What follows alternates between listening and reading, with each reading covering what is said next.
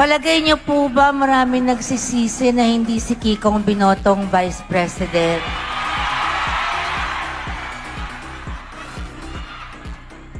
Kayo pong mga magulang, masakit po ba na hindi si Kiko ang Vice Presidente?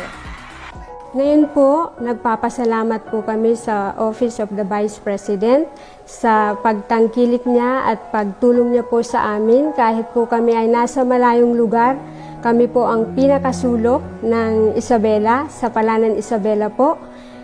Nagpapasalamat po kami at nakarating sa amin ang bag at mga school supplies po para sa mga bata. Isa rin ako sa nabigyan yung anak ko dahil hindi ko na po bilhin yun.